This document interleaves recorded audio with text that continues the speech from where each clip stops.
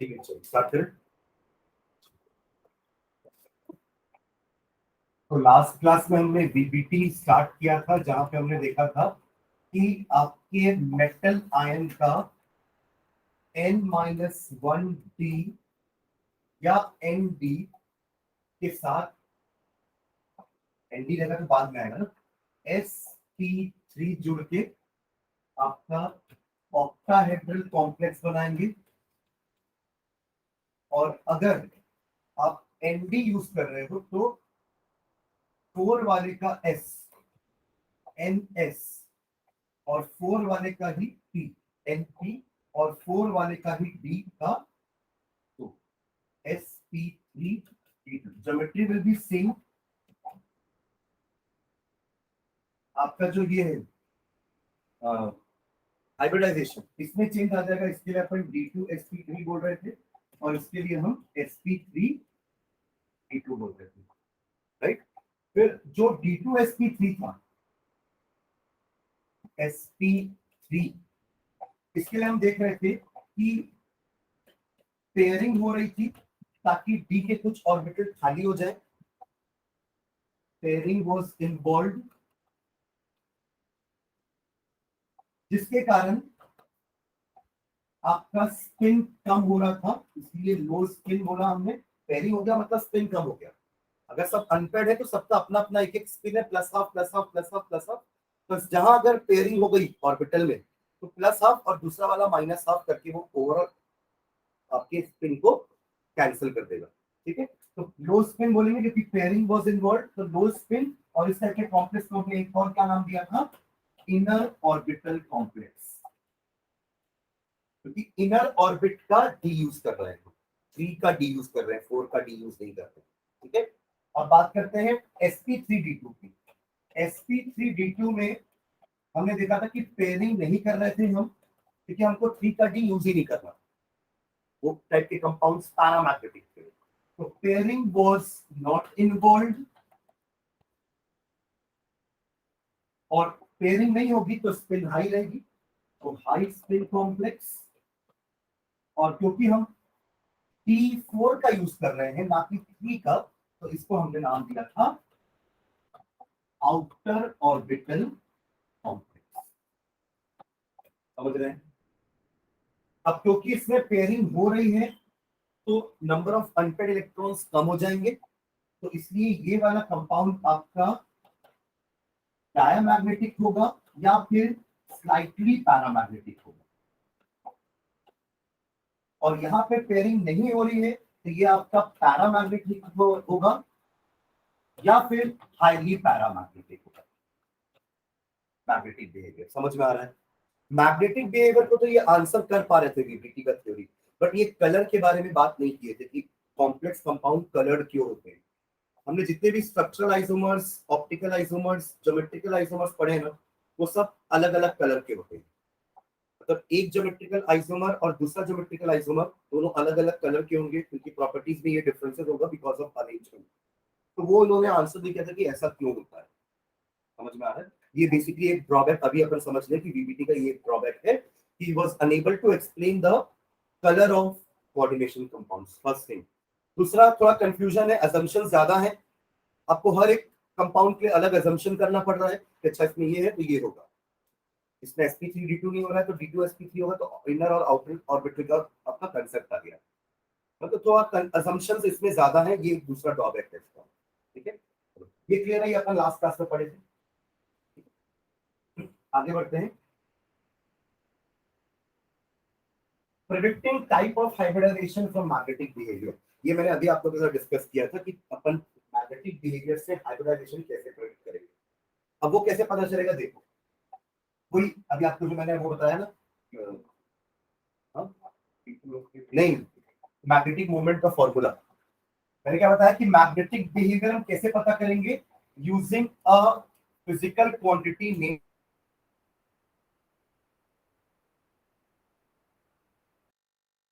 जब हम इलेक्ट्रिक में इलेक्ट्रिक डाइपोल बनाते हैं तो उनका डाइपोल मोमेंट होता है जिसका वैल्यू क्या होता था, charge into distance between them. याद है आप लोगों को डाइपोल मोमेंट, उसको भी म्यू से ही डिनोट करते थे। हाँ, उसका वैल्यू अपन कैसे निकालते हैं, दो चार्जेस है, they are separated by distance, just like a magnet में दो पोल्स है सेपरेटेड बाय डिस्टेंस, तो मैग्नेटिक पोल बोलेंगे उसको या मैग्नेटिक डाइपोल बोलेंगे। वैसे यहाँ पे डाइपोल का मतलब क्या है, two charges separated by distance, electric dipole में। और उसके लिए हम वैल्यू कैसे निकालते थे, charge into distance between them. वैसे ही यहाँ पे हम वैल्यू कैसे निकालेंगे, मैंने अभी जो एक बताया आपको कि आप फिजिक्स में जो मैग्नेटिक मोमेंट पढ़ेंगे उसमें आप ससेप्टिबिलिटी का यूज करके म्यू का वैल्यू निकालोगे। ठीक है, अब ससेप्टिबिलिटी क्या होती है वो आप लोग फिजिक्स में डिटेल में पढ़ेंगे, इसमें मैं उतना डीप में वहां नहीं जा रहा हूँ। हम बात करेंगे मैग्नेटिक मोमेंट म्यू को निकालने का from the number of unpaired electron. ये एक फॉर्मूला जहां पे n का मतलब है नंबर ऑफ अनपेयर्ड इलेक्ट्रॉन्स। ठीक है, अब इसको देख के हम हाइब्रिडाइजेशन कैसे प्रेडिक्ट कर लेंगे। अगर अनपेयर्ड इलेक्ट्रॉन मान लो 5 है, मान लीजिए अगर 5 है, तो हम क्या करेंगे, 3 के डी में पांचों के पांचों ऑर्बिटल्स आपके सिंगल सिंगल फिल्ड होंगे, इसका मतलब यही हुआ, राइट। तो अब आपका जो पेयरिंग मतलब हाइब्रिडाइजेशन होगा वो किसके किसके बीच में होगा, 4 के एस का, 4 का पी है और फिर 4 का डी यूज करेंगे। समझ में आ रहा है। हाँ, अगर ये कुछ कम होता, 5 से कम होता तो हम ये वाला यूज कर सकते। मान लीजिए आपका मैग्नेटिक मोमेंट जो है वो 3 के अकॉर्डिंग आया है, 3 अनपेयर्ड इलेक्ट्रॉन्स के अकॉर्डिंग आया, मतलब यहाँ पे दो आपके इलेक्ट्रॉन्स पेयरिंग हो गए होंगे, तभी आपका वैसे 3 नहीं आने वाला, एक ही होगा तभी 3 आएगा ना। अगर मान लीजिए आप इसको उछाल उछाल के यहाँ ले आते हो, तब 3 अनपेयर्ड इलेक्ट्रॉन दिखने चाहिए आपको। समझ में आ रहा है। तो अपन मैग्नेटिक मोमेंट की वैल्यू देख के बता सकते हैं कि कितने अनपेयर्ड इलेक्ट्रॉन होने चाहिए आपके कॉम्प्लेक्स में, एंड बेस्ड ऑन दैट हम हाइब्रिडाइजेशन प्रेडिक्ट कर सकते हैं। ठीक है, उसके बारे में लिखते हैं, रेडी डाल देना, प्रेडिक्टिंग द मैग्नेटिक या predicting the type of hybridisation from magnetic behaviour, predicting the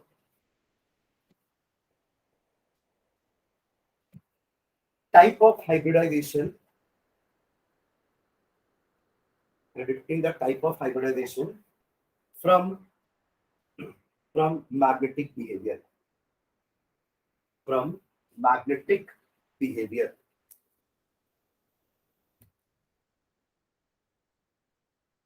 ठीक है, इसमें नीचे हाइफन डाल के लिखना,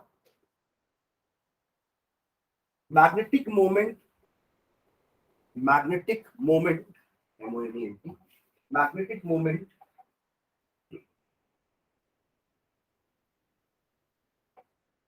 measures the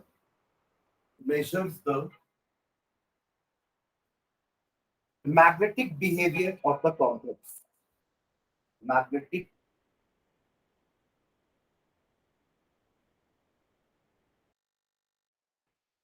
behavior of the complex. So its value can be determined, its value can be determined,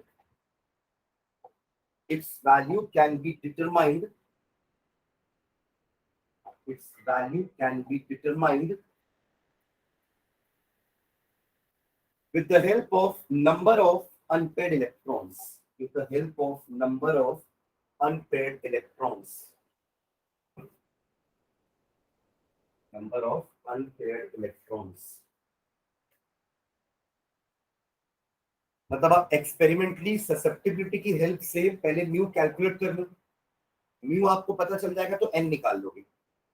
समझ रहे, म्यू निकालने के दो तरीके हैं ना, एक ससेप्टिबिलिटी से एक्सपेरिमेंटली निकालते हैं और उसकी वैल्यू आपके इस वाले फॉर्मूले से इक्वेट करोगे तो एन का वैल्यू निकल जाएगा। समझ रहे हैं क्या बोलूं, एक क्वेश्चन भी आपके एनसीईआरटी में उसको मैं तो क्या लिखे, can be help can be determined with the help of number of unpaired electrons। So stop, it is given by mu is equals to, ये फॉर्मूला लिख लेना, mu is equals to under root में n into n plus 2, n into n plus 2, और इसका unit क्या होता है, bn, bn stands for Bohr magnetron, नाम लिख लेना उसका, बोर, नील बोर वाला बोर है ना, BOH4, Bohr magnetron, MAGNE, magnet magnetron, RON magnetron, ठीक है।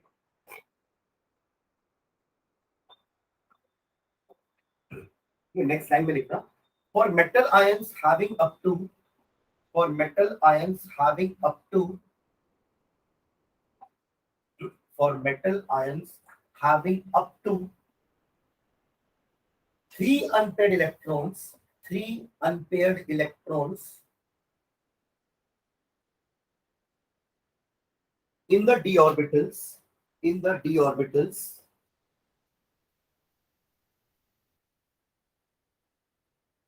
like Ti 3 positive, Ti मतलब टाइटेनियम निकल गया ना, 22 नंबर का टाइटेनियम था, 21 स्कैंडियम था, 22 क्या था, टाइटेनियम, then 23 वेनेडियम, 24 क्रोमियम, है ना, then manganese, then iron, cobalt, निकल, कॉपर एंड जिंक, राइट। तो 22 में जो टाइटेनियम होगा ना, जब आप Ti+3 निकालोगे तो it will have 3 unpaired electrons, ठीक है। तो क्या लिखे, सॉरी, वन अनपेड इलेक्ट्रॉन, अपन इसका कन्फिगरेशन देखते हैं वापस से। तो क्या लिखे, Ti3+ ब्रैकेट में ना D1 लिखना, D और 1 को ऊपर लिखना पावर में, सब्सक्रिप्ट में, उसमें एक अनपेड इलेक्ट्रॉन होते हैं D1।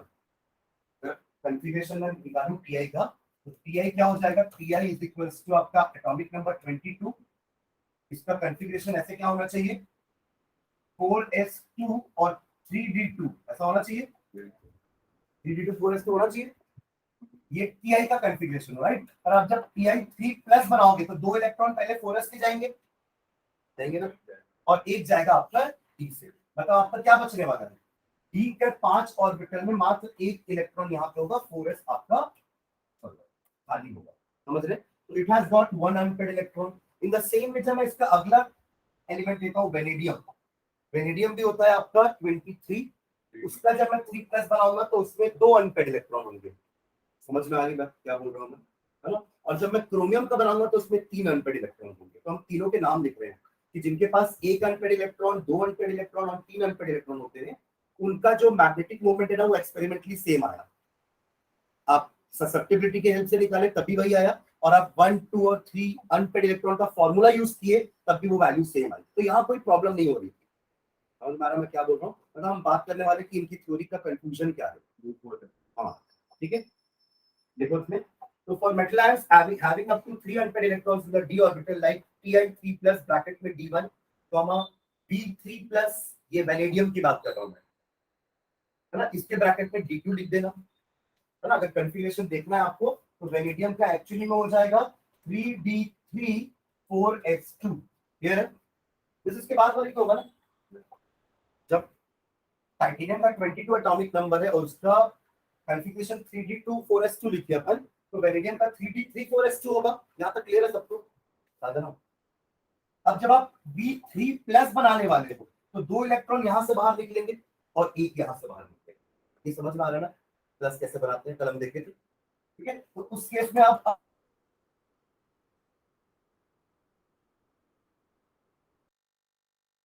क्योंकि इसका 2 अनपेड इलेक्ट्रॉन इसमें रहना जरूरी है, क्योंकि इसकी वैल्यू उसके हिसाब से भी आ रही है।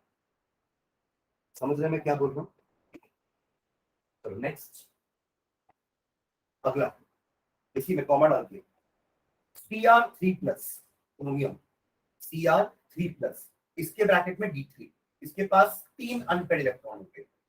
इसका तो कल एग्जांपल हमने देखा भी था ना, देखो फर्स्ट जो अपन किए थे वो क्रोमियम का ही था कि कोबाल्ट का, क्रोमियम था, CrNH3 का 6 देखे थे। तो उसमें अपन 3 अनपेड इलेक्ट्रॉन को छोड़ दिया, अपन पेयरिंग नहीं किए थे। क्यों नहीं कर रहे थे पेयरिंग, क्योंकि उसका मैग्नेटिक मोमेंट 3 अनपेड इलेक्ट्रॉन के अकॉर्डिंग आ रहा था, तो वहां पे पेयरिंग की जरूरत नहीं है, वो पैरामैग्नेटिक भी है।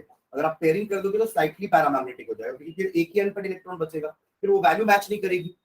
समझ रहे ना, हम यहाँ पे मैग्नेटिक मोमेंट दोनों तरीके से निकाल के मैच कर रहे हैं कि अनपेड इलेक्ट्रॉन वाली जो वैल्यू है, क्या वो ससेप्टिबिलिटी वाली वैल्यू से मैच कर रही है।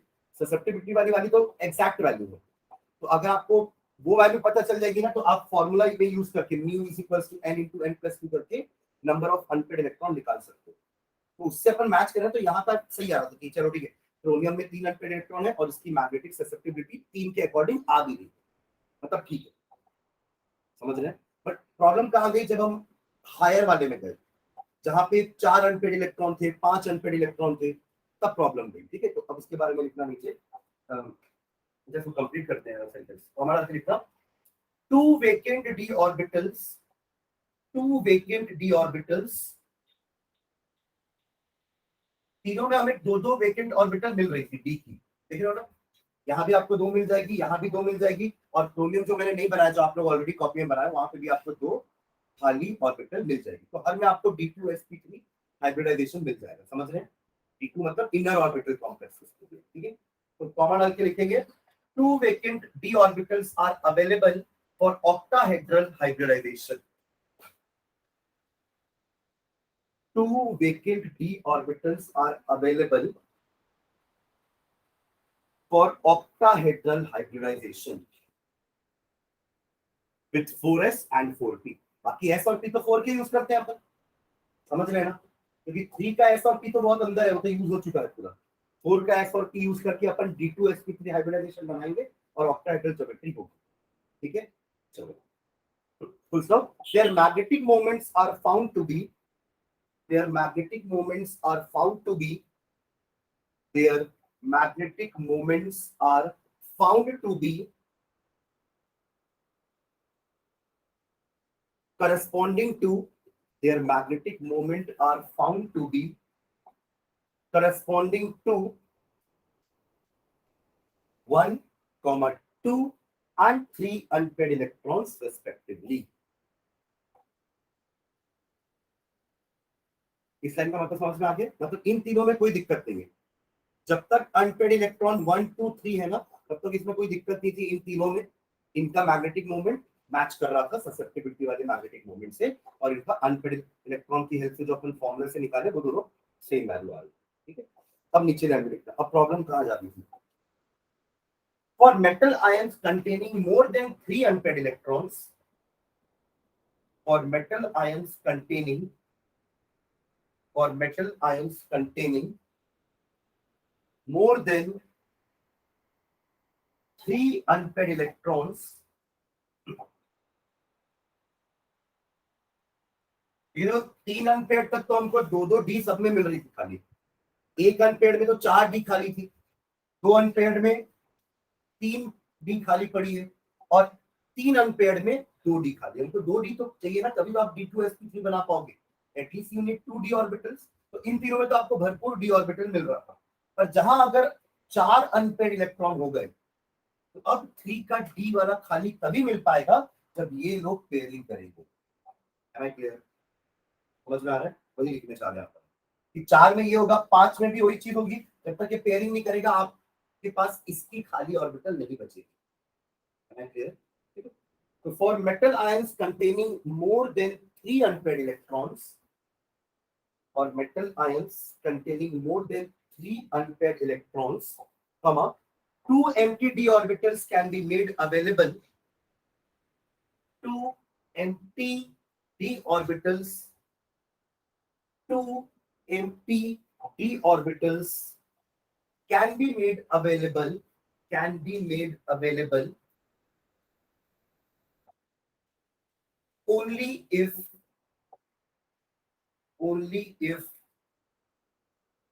3d electrons pair up, only if 3d electrons pair up। ये समझ में लाइन सकते हैं, इनमें D2sp3 तभी पॉसिबल है जब 3d इलेक्ट्रॉन्स आपस में पेयरिंग कर लेंगे, ठीक है, पेयर अप। एग्जांपल के लिए लिख रहा हूं, एग्जांपल में आपको लिख रहा है D4 में जैसे पेयरिंग हो जाएगी, for example Cr2 plus D4 हो जाएगा, और Mn3 प्लस D4 है। ये जो अपन पीछे बनाए थे ना वो Cr3 प्लस है, Cr3 प्लस में आपका 2 ही एम्प्टी ऑर्बिटल्स थे, और अगर आप Cr2 प्लस बनाओगे तो एक ही एम्प्टी ऑर्बिटल बचेगा आपके पास।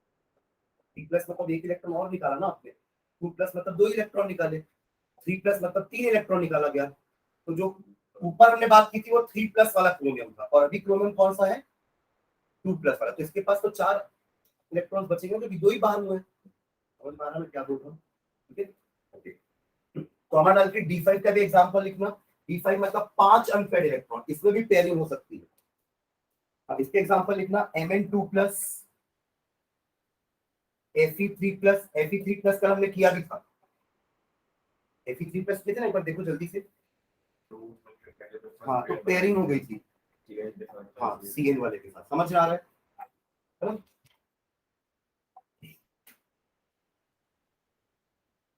एंड D6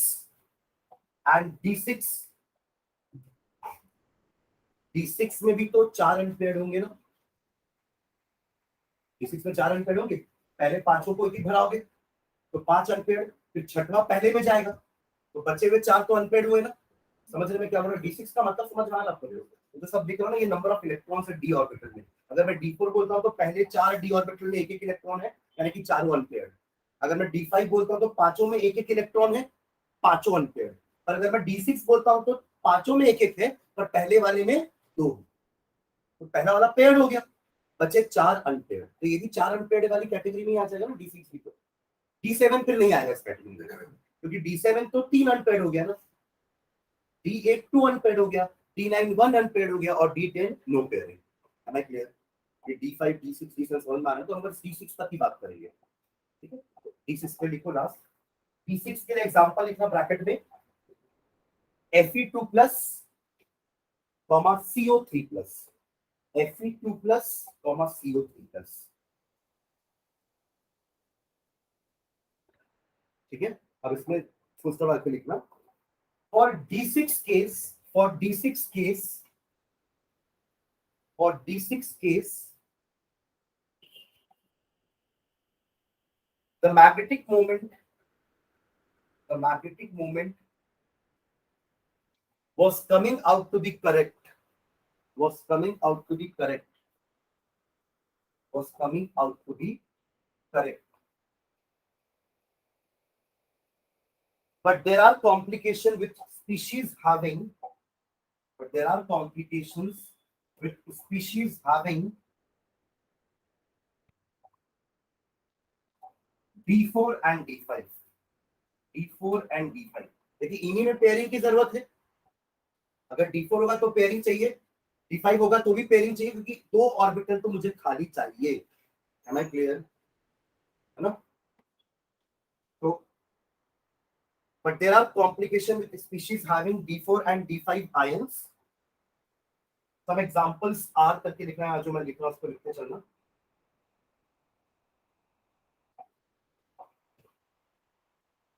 तो मैं लिख रहा हूं, फिर आपको समझा कर लिखा है। 6 एग्जांपल लिख रहा हूं, 6 को लिख दो।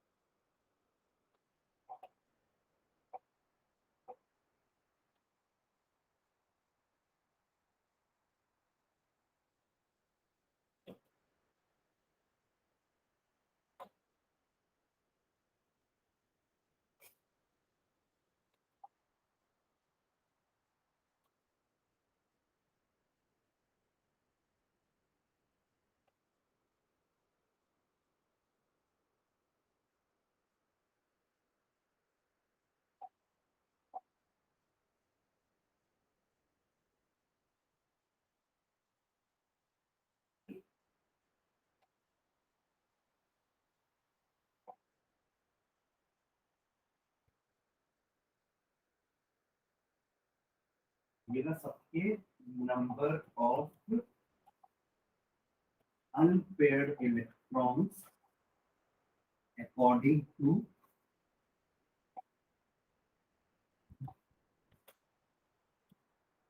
their magnetic moment।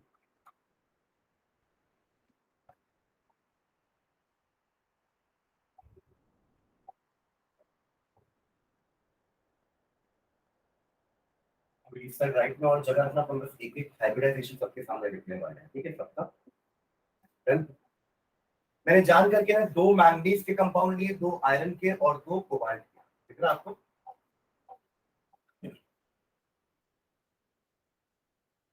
और उसमें भी हमने एक मैंगनीज का अगर 2 कंपाउंड है ना, तो एक में नंबर ऑफ इलेक्ट्रॉन ज्यादा लिए हैं, एक में कम लिए हैं, एक में कम लिए, ज्यादा लिए, फिर ज्यादा लिए, कम लिए, दिख रहा है?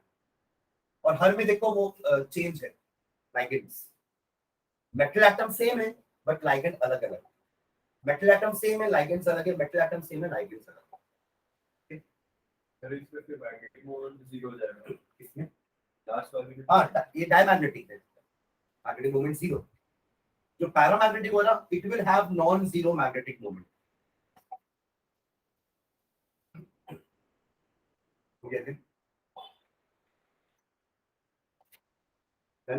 अब देखो अभी तक हम सोच रहे थे कि मेटल एटम के अकॉर्डिंग हम मैग्नेटिक बिहेवियर डिसाइड करेंगे या अनपेड इलेक्ट्रॉन डिसाइड करेंगे, बट यहाँ ऐसा नहीं है।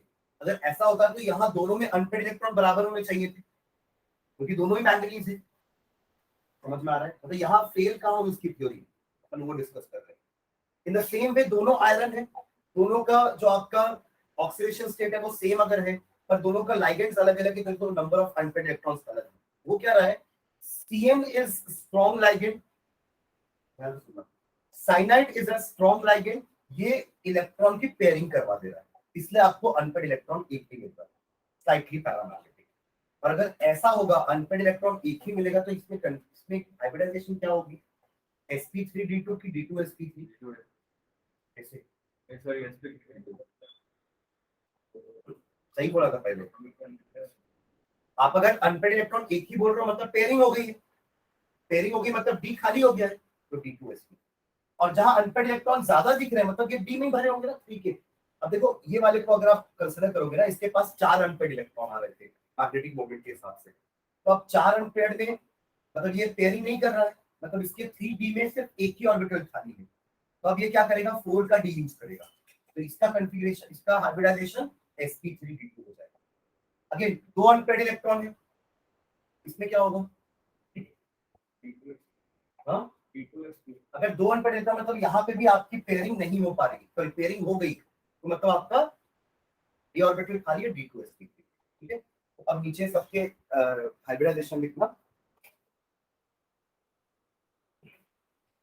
The above result help us to explain the above result। हमने छेओ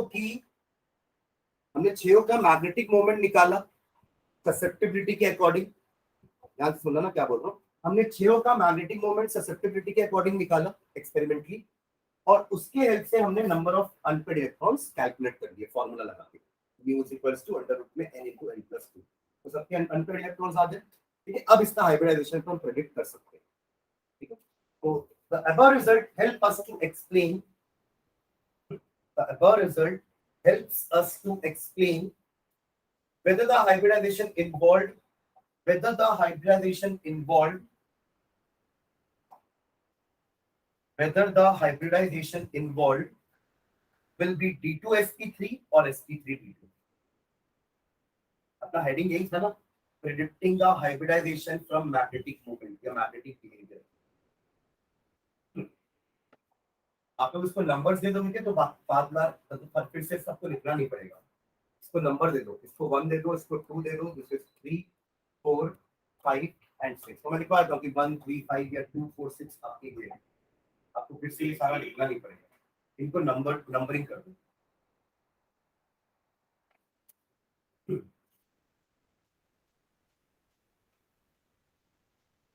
ठीक है तो इसमें कम अनपेड इलेक्ट्रॉन वाले कितने दिख रहे हैं आपको, दिस वन और ये तो जीरो ही है। ये तीनों आपके क्या हो जाएंगे, इनर ऑर्बिटल कॉम्प्लेक्स। समझ रहे हैं, देखो नीचे फर्स्ट थर्ड एंड सिक्स्थ आपको जो नंबरिंग दी है उसके according first third and sixth are inner orbital complexes क्योंकि इनमें पेयरिंग हो गई तभी तो आपको अनपेड इलेक्ट्रॉन कम दिख रहे हैं।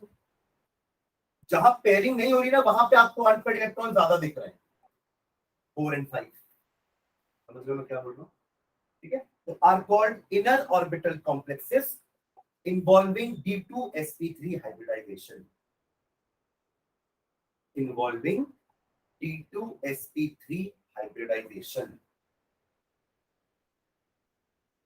अब जो बच गए हैं 2 4 और 5 जिसमें अनपेड इलेक्ट्रॉन भरपूर दिख रहा है, 4 है तो एक ही खाली हुआ ना तो अंदर का तो यूज ही नहीं कर सकते, 5 अनपेयर्ड है मतलब पांचों के पांचों भरे हुए हैं, आप अंदर का यूजिंग कर सकते हैं। यू वांट एम्प्टी ऑर्बिटल्स, ठीक है, खाली ऑर्बिटल होनी चाहिए। अगर 5 अनपेयर्ड इलेक्ट्रॉन है, सब में एक एक भरा हुआ है, तो खाली मिलेगी क्या ऑर्बिटल? पेयरिंग नहीं हो पा रही है इसमें।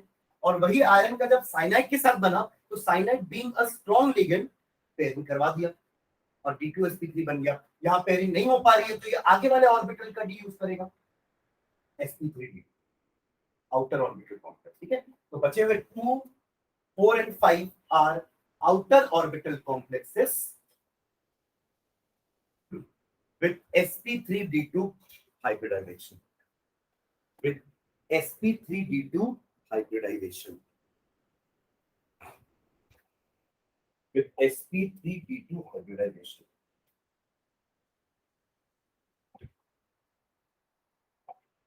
क्लियर है सबको? है ना? आगे बढ़ो। ये हो गया आपका ऑक्टाहेड्रल खत्म, है ना? अब चालू करते हैं tetrahedral, square planar and trigonal biplanar. इसके एक वीडियो एग्जांपल देके आगे बढ़ते हैं। एंड डालो next tetrahedral complexes. Tetrahedral complexes coordination number कितना होगा? 4। टेट्राहेड्रल बोल रहे हैं ना, 4 ही बॉन्ड बनेगा, यानी कि 4 लिगेंड्स होंगे, यानी कि 4 कोऑर्डिनेशन नंबर होगा। अभी तक ऑक्टाहेड्रल देख रहे थे, ऑक्टाहेड्रल में 6 लिगेंड्स थे, कोऑर्डिनेशन नंबर 6, ठीक है। तो टेट्राहेड्रल का एग्जांपल देखो, सामने आपको दिख रहा होगा NiCl4 2 नेगेटिव, ये कॉम्प्लेक्स है। इसमें निकल का ऑक्सीडेशन स्टेट निकाल सकते हैं, कितना आएगा? ये -4 x ले लेता हूं उसको, इसका x ले लेता हूं, इसका -1 होता है, तो -4 इज इक्वल्स टू -2, तो कितना आएगा? प्लस। सबको समझ में आ रहा है ये चीज? पहला काम यही होता है, तभी आप ना ऐसा लिख पाओगे। ये गलती से 3+ लिखा के एक्चुअली 2+ होगा, ठीक है। और 3+ लिखा आपको दिख रहा है, 2+ होगा। निकल का ऑक्सीडेशन स्टेट कितना है?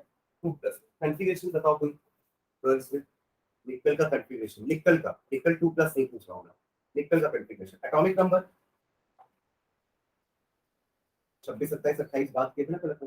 बेको नहीं, बेको नहीं मतलब FeCO9, 26, 27, 28, यानी कि 28 है, तो मतलब 3d8 4s2। देखो 4s2 तक तो 20 हो गया, 28 में 20 तो खत्म, बचे 8, तो 3d8 में जाएंगे। समझ में आ रहा है? तो निकल का कॉन्फ़िगरेशन क्या होगा? निकल का 3d8 4s2, समझ में आ रहा है? अब जब Ni2+ बनाना है, तो कहां के 2 इलेक्ट्रॉन पहले निकलेंगे? 4s के। आउटर ऑर्बिटल तो 4 है ना, 3 तो इनर ऑर्बिटल है, 2 इनर ऑर्बिटल है, 1 इनर ऑर्बिटल, समझ रहे हैं ना? इनर ऑर्बिटल, आउटर ऑर्बिटल, ठीक है। तो 4s2 के 2 इलेक्ट्रॉन गायब। तो Ni2+ का कॉन्फ़िगरेशन ऐसा दिखेगा, दिख रहा है आपको? 8 इलेक्ट्रॉन्स, 8 दिख रहे हैं ना? 3d8 4s के 2 इलेक्ट्रॉन गायब, क्योंकि Ni2+ बना रहा है। यहां तक क्लियर है? पक्का? अब देखो, ये एक एक फील्ड है, राइट। अब क्या बचा अपने पास? अपने पास 4 लिगेंड्स हैं, 4 लिगेंड है ना, तो कितने कितने हमको खाली ऑर्बिटल चाहिए? 4 चाहिए, तो एक s का और 3 p का, मिल गया। ये चारों आपस में हाइब्रिडाइज हो जाएंगे, आपको मिलेगा 4 नए orbital, known as sp3 hybrid orbital. अब देखो मैंने चारों को जोड़ दिया है, दिख रहा है आपको? पहले हमने 4s को अलग रखा, 4p को अलग रखा, क्योंकि उनका एनर्जी भी अलग था, उनका शेप भी अलग था। But after hybridisation we know that कि एनर्जी और शेप सेम हो जाते हैं, तो आप मैंने एक साथ कर दिया उसको। समझ में आ रहा है? अब इसमें आपके वो 4 पेयर आ जाएंगे जो क्लोरीन दे रहा है, and resulting in sp3 hybridisation. Clear है ये वाला? स्ट्रक्चर को हमें एक साथ करना पड़ेगा, स्ट्रक्चर बनाते समय ऑर्बिटल्स को एक साथ करना पड़ेगा। हाँ, अपन कल नहीं कर रहे थे, अभी इसमें करके दिखा रहा हूँ आपको। कल के भी कर सकते थे, वो D2sp3 6 को एक साथ ले लेते, 90 को, सबको 90 ही बनाना है ना अपन को, तो वो 6 को एक साथ रख सकते थे। 3 का D 2 निकाल लिए, S 1 रहेगा और P 3 रहेगा, D2sp3। जैसे यहाँ पे अपन ने S और P को कंबाइन कर दिया ना, वहां पे आप D2S और 3P को भी कंबाइन कर सकते हो, या S P3 और D2 को कंबाइन कर सकते हो, अगर आउटर ऑर्बिटल की बात कर रहा हूँ। समझ गए? ये एग्जांपल क्लियर है सबको? इसके कुछ और एग्जांपल्स होते हैं, जैसे कि ये हो गया ZnNH3 का 4 2+, FeCl4 2-, दोनों में वही चीज कर रहे हैं जो हमने यहाँ स्टार्ट की थी। पहले आपको जिंक का कितना होगा ऑक्सीडेशन स्टेट प्लस, क्योंकि NH3 का तो 0 होता है, तो ये जो प्लस को बाहर दिख रहा है ना, ये पूरा का पूरा जिंक का है। Zn का इलेक्ट्रॉनिक कॉन्फ़िगरेशन पर जब लिखेंगे तो क्या हो जाएगा 3d10 4s2, क्या होगा 3d10 30 है ना, तो 4s2 भी भरा रहेगा पूरा और 3d भी पूरा भरा रहेगा, 3d10 4s2 2 प्लस बनाना है तो 4s2 2 इलेक्ट्रॉन गायब, तभी तो Zn 2 प्लस बनेगा। हमें क्लियर समझ में आ रहा है? ठीक है, 4s2 निकल गया, अब कितना बचा 3d10, d कुछ नहीं खाली है, d मतलब d पूरा भरा हुआ है, तो आपको s और p तो खाली मिल रहा है ना, तो sp3 मिल जाएगा पूरा। हाँ डायमैग्नेटिक, ये क्या हो जाएगा स्लाइटली पैरामैग्नेटिक। अब इसमें पेयरिंग क्यों नहीं किए, क्योंकि हमको समझ में आ रहा था कि ये पैरामैग्नेटिक है। समझ में क्या एक्सपेरिमेंट से समझ में आया कि this compound is slightly paramagnetic, इसलिए हमने पेयरिंग नहीं दिखा इन दोनों की। समझ में आ रहा है? इसलिए DsP3 या D2sp ऐसा नहीं कुछ कॉन्फ़िगरेशन का हाइब्रिडाइजेशन नहीं करेगा। क्लियर है? इसको एक बार ट्राई करिए, इसको आप नोट कर लेना, इसके लिए जगह छोड़ दो और इसको ट्राई करो। टेट्राहेड्रल डाल दियो ना हेडिंग, ठीक है, इस वाले के लिए जगह छोड़ दो और इसको ट्राई करो नीचे। NiCO4 का पावर 0, इसका मतलब निकल का कॉन्फ़िगरेशन, निकल का ऑक्सीडेशन स्टेट कितना है यहाँ 0, क्योंकि CO तो आपका न्यूट्रल मॉलिक्यूल होता है, CO is a neutral molecule, carbon monoxide था ना वो, यहाँ आके कार्बोनिल हो गया है, ठीक है, और ऊपर 0 लिखा है मतलब निकल का ऑक्सीडेशन स्टेट 0। समझ में आ रहा है? और निकल एलिमेंट्री स्टेट नहीं होता ना बस ऑक्सीडेशन स्टेट। हाँ तो ये इसकी फॉर्म में ना, मतलब ये आयनिक, देखो आपके जो मेटल एटम और आयन दोनों हो सकते हैं, इसलिए अपन जब भी ऊपर डेफिनेशन लिख रहे थे कोऑर्डिनेशन कंपाउंड की, तो एटम और आयन दोनों लिख रहे थे। यहाँ पे निकल एटम के फॉर्म में ही है, आयन के फॉर्म में नहीं है। ठीक है, इसको ट्राई करो एक बार ऐसे ही।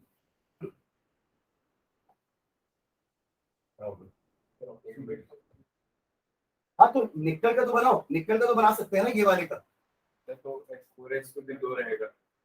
हाँ 4s में 2 रहेगा, नो डाउट। इसके बाद तो बनाओ तो चालू तो करो एक बार, मैं बता रहा हूँ ना, तभी तो मैं लिखा हूँ ट्राई करो, फिर मैं हेल्प करूंगा। एक बार आप लोग Ni का ऑर्बिटल डायग्राम बनाओ, उसके बाद मैं बात करूंगा आपको। ठीक है,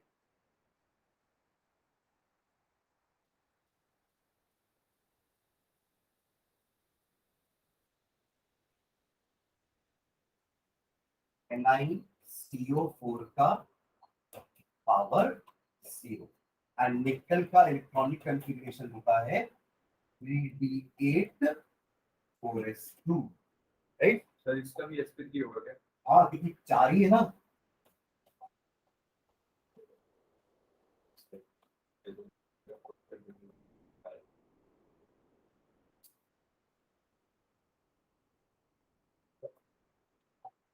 तो 4s2 के दोनों उसके जो अनपेड है उसका पेयर कर लेंगे क्या? एक्चुअली हाँ, तब कार्बन एक के S, हाँ तब एक S खाली मिलेगा। समझ रहे हो?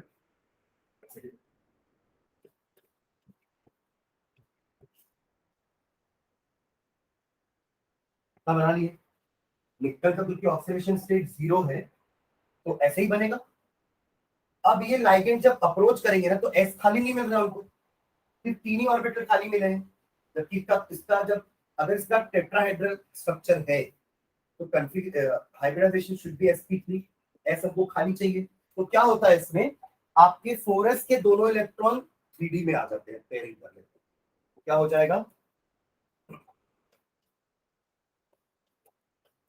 ये आपस में पेयरिंग कर लिए और ये आपको खाली मिल गया और ये भी आपको खाली मिल गया, तो हो गया sp3 टेट्रा। समझ गए? सर ये लेकिन आए क्यों?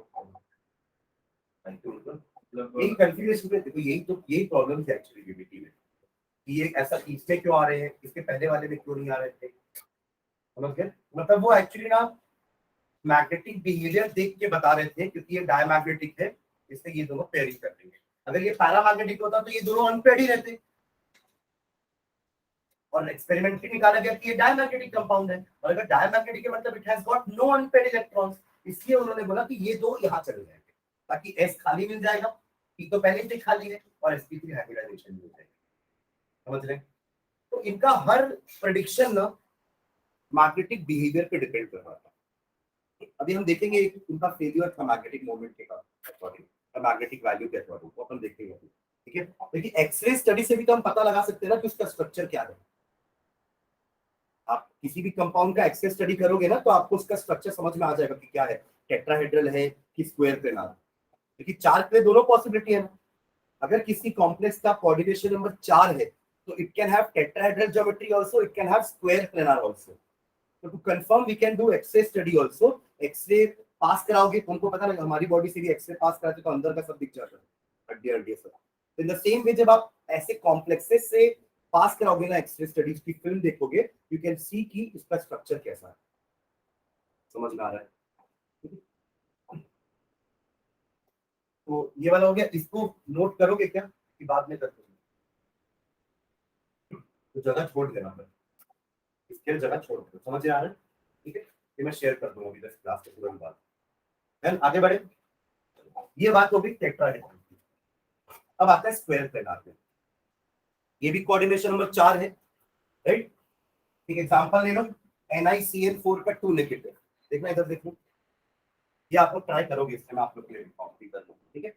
अगेन निकेल का ऑक्सीडेशन स्टेट +2 ही रहेगा यहाँ पे भी। जल्दी देखो, -4 -2, उधर जाके +4 -2 होगा, +4 -2 यानी कि +2। क्लियर है सबको? निकल का ऐसे ही बनेगा जैसे पहले बनाए थे, राइट? अब इसमें देखो क्या हुआ, अब ये पेयरिंग कर लिया, इसके पहले नहीं कर रहा था। सेम निकल का 2+ बनाए थे ना, वहां नहीं कर रहा था, यहाँ कर लिया पेयरिंग।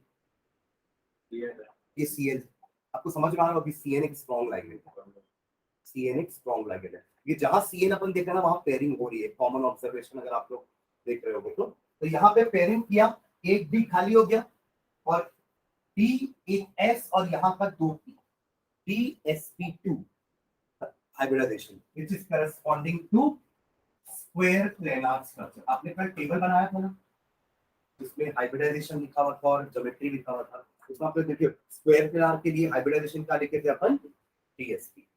यहाँ से आपको एक भी मिल जाएगा पेयरिंग करके और sp2 आपको यहाँ से मिल जाएगा। अगेन ये भी ये भी आपका डायमैग्नेटिक था, ये भी क्या था? डायमैग्नेटिक। आपने 2 इलेक्ट्रॉन यहाँ के निकाल दिए, ये 2 अनपेयर्ड बच रहे हैं और एक्सपेरिमेंटली पता चला कि ये डायमैग्नेटिक है, तो इसको पेयरिंग करना जरूरी है। डायमैग्नेटिक में तो एक भी अनपेयर्ड इलेक्ट्रॉन नहीं होना चाहिए, तो इसने इसका पेयरिंग कर दिया, तो एक डी खाली हो गया। अब उस डी को एक एस को और 2 पी को मिला के DsP2 हाइब्रिडाइजेशन बता दिया। समझ रहे? मतलब वो ना स्ट्रक्चर समझ के हाइब्रिडाइजेशन फाइनल कर रहे थे। अच्छा ये स्क्वायर प्लेनार है तो उसका हाइब्रिडाइजेशन DsP2 होगा, तो ऐसा कुछ कर दिया। अच्छा ये टेट्राहेड्रल है तो sp3d कर दिया, फिर sp3 कर दिया। समझ रहे? तो ये होगा 4 ऑर्बिटल में इस तरीके से इलेक्ट्रॉन्स आ जाएंगे, ठीक है। इसमें जगह छोड़ना, ये ट्राई करो जल्दी।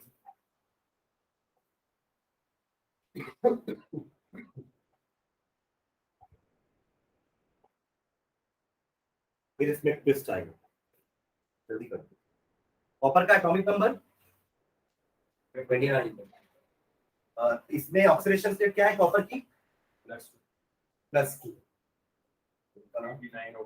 हाँ 3d9 तो आपका कॉपर बनेगा पहले। हाँ 3d9 नहीं होता ना, 10 होता है ना। हाँ पर जब आप जो बता रहे हो वो 2+ का है ना। हाँ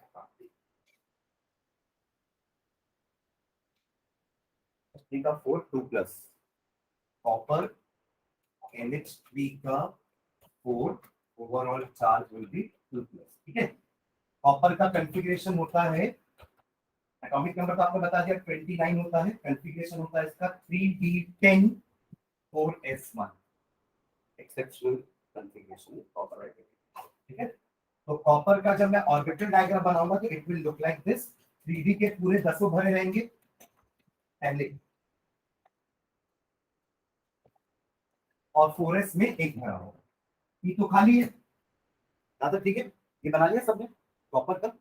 अब Cu2+ बनाना है तो क्या करेंगे, एक इलेक्ट्रॉन यहां से उछालेंगे बाहर और एक यहां से, क्या बचेगा?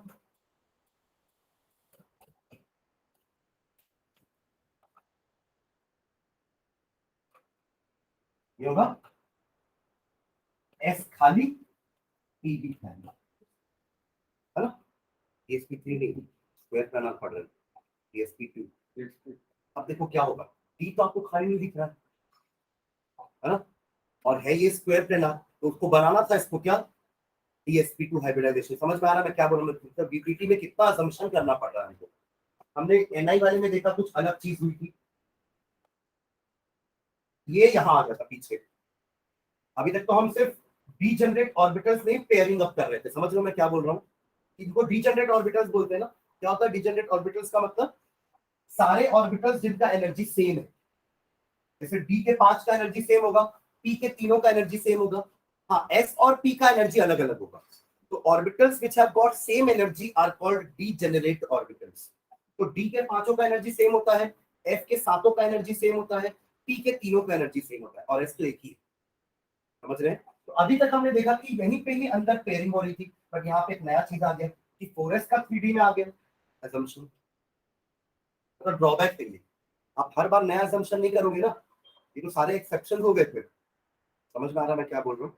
अब इसमें देखो,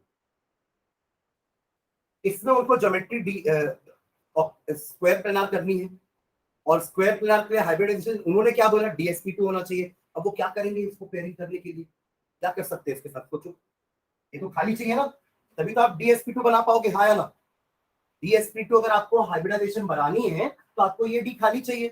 तो उन्होंने अब क्या नया प्रेडिक्शन किया कि ये डी जंप करके यहाँ जाए। एक पी तो खाली पड़ा है ना, मुझे तो पी के दो ही चाहिए, DsP2, तो वो थर्ड में वहां भेज दिए। तो अब क्या हो जाएगा नया ऑर्बिटल डायग्राम? ये हो गया इसका चारों के चारों पेयर, ये चार मिलके आपके हाइब्रिडाइज ऑर्बिटल बन गए,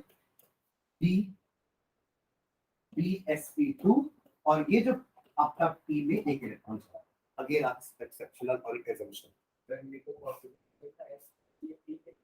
हाँ नहीं है ना, तभी तो अपन ये सब ड्रॉबैक है उनको। ठीक है, बट उनकी जो थ्योरी थी वो तो पढ़ ले कि क्या वो सोच रहे थे। समझ गए?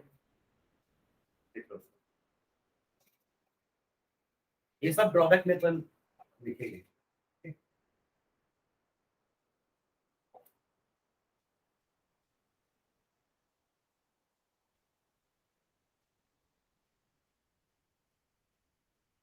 पहले वाले पे जगह छोड़ देना, इसको बना लेना। ये दोनों आपके हो गए स्क्वायर प्लेनार के एग्जांपल्स। लास्ट ट्राइगोनल बाइपिरामिडल बचा हुआ है, एक उसका भी एग्जांपल देख लेते हैं। वो ज्यादा कॉमन कंपाउंड नहीं है, मतलब ज्यादा कॉमन कॉम्प्लेक्स नहीं है ट्राइगोनल बाइपिरामिडल। हमने जितने अभी तक देखे वो या तो कोऑर्डिनेशन नंबर 4 वाले थे या तो 6 वाले थे, 5 वाले बहुत कम ही देखे एग्जांपल। ठीक है, एंड दिस यहां तक हो गया सबका। Failure of magnetic criteria, heading डालो तो फेलियर ऑफ मैग्नेटिक क्राइटेरिया। अब मैग्नेटिक क्राइटेरिया फेल क्यों हुआ इनका?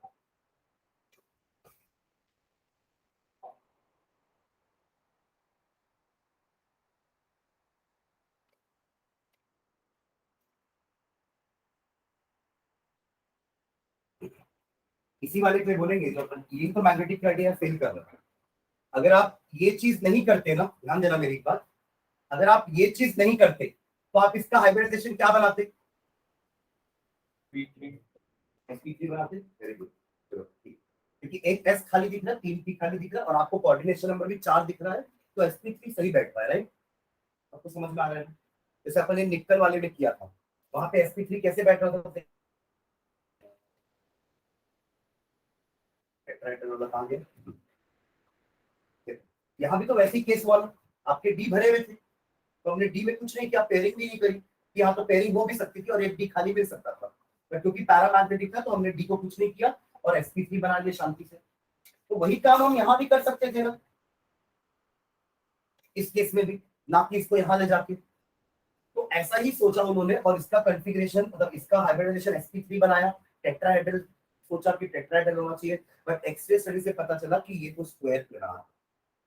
तो यहाँ उनका मैग्नेटिक बिहेवियर भी, मतलब अब इनके हिसाब से ये डायमैग्नेटिक था एक्चुअली, बट पैरामैग्नेटिक दिखता है। दिख रहा है आपको? अगर एक सिंगल पेयर इलेक्ट्रॉन है, मतलब उनके कैलकुलेशन के अकॉर्डिंग तो ये पैरामैग्नेटिक होना चाहिए, बट एक्सपेरिमेंटली वो डायमैग्नेटिक निकला। समझ में आ रहा है? तो यहाँ वो क्राइटेरिया फेल हो गया। क्या क्राइटेरिया फेल हो गया? जो अपन सबसे पहले हिंट डाले थे, predicting the hybridisation using magnetic moment, वो क्राइटेरिया फेल हो गया। अगर आप मैग्नेटिक मोमेंट की हेल्प से निकालते ना, तो ये होना चाहिए था आपका पैरामैग्नेटिक, जबकि ये होता है डायमैग्नेटिक। ठीक है, उसको अपन लिखते हैं पीडीएफ को, नीचे लिखो। As in the case of nickel, as in the case of nickel, जो अपन टेट्राहेड्रल में पढ़े, as in the case of nickel, comma, here also on the basis of configuration, here also on the basis of configuration, here also on the basis of configuration, one may expect the hybridization to be sp3. One may expect the hybridization to be sp3.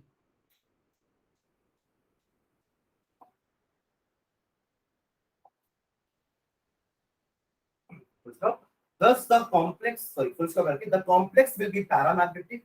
The complex will be paramagnetic. अगर आप sp3 ले लेते तो एक unpaid दिखता and एक के कारण वो पैरामैग्नेटिक। ठीक है, the complex will be paramagnetic. दोस्तों, thus magnetic behavior cannot justify, thus magnetic moment या magnetic behavior cannot justify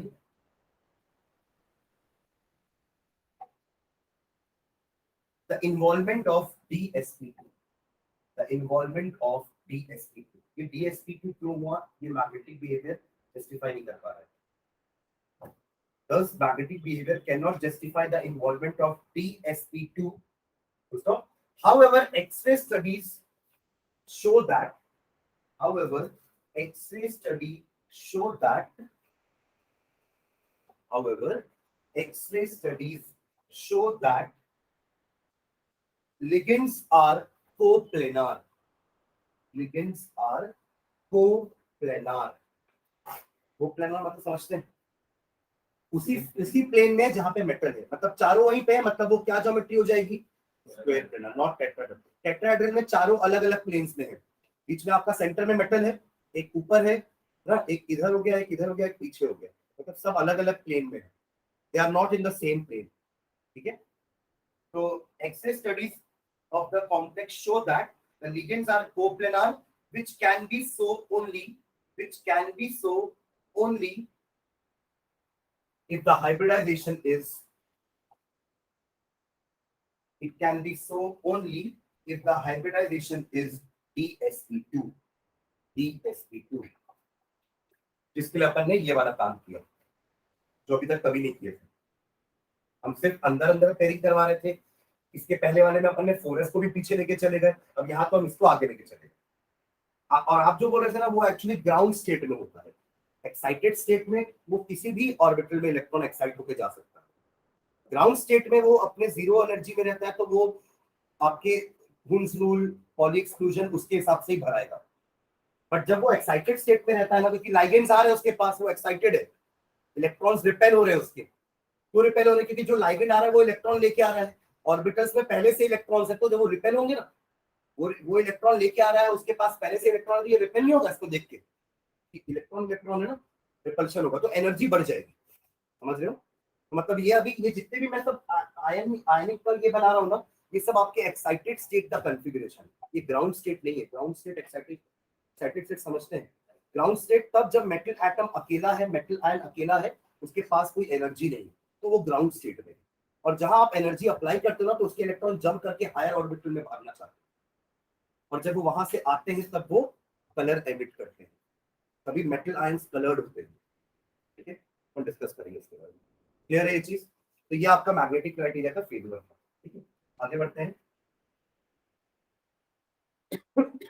एक इसको बना दो फाइनल लास्ट, ट्राइगोनल बाइपिरामिडल, जल्दी, ट्राइगोनल बाइपिरामिडल।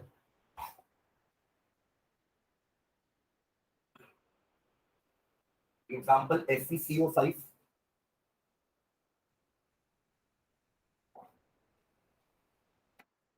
इसका हाइब्रिडाइजेशन क्या लिखे थे?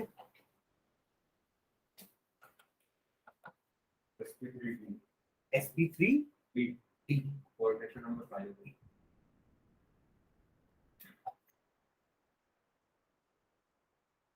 sp3d भी लिखो ना तो उल्टा भी हो सकता है dsp3, जैसे कि अपन d2sp3 और sp3d2 किए ना, वैसे उल्टा भी हो सकता है, inner orbital outer orbital. Iron का atomic number 26, zero oxidation state में 26 इलेक्ट्रॉन पूरे रहेंगे, कोई किसी का लॉस नहीं होने वाला है। तो Fe को मैं बना लेता हूँ, क्या हो जाएगा कॉन्फ़िगरेशन 3d6 4s2।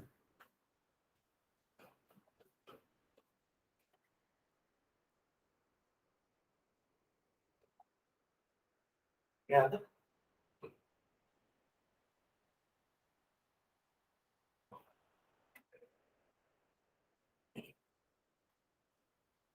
सबसे स्ट्रॉन्गेस्ट लाइगेंड ये होता है जो अपन अभी लिखे हैं सी, सबसे स्ट्रॉन्गेस्ट लाइगेंड सीएन से भी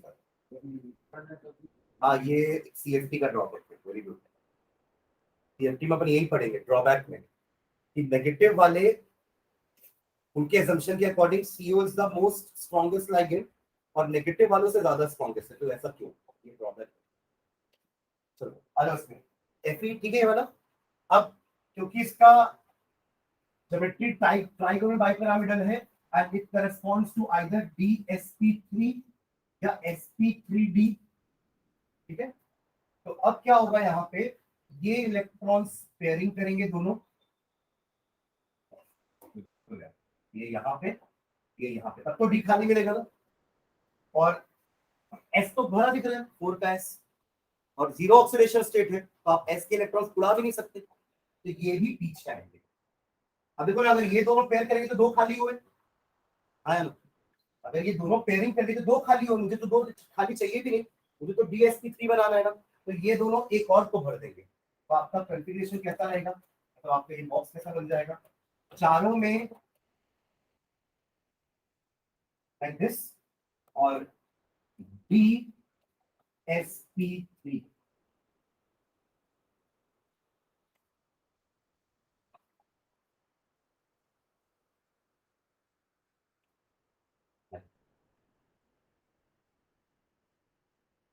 ट्राइगोनल बाइपिरामिड, ये भी डायनामिक है।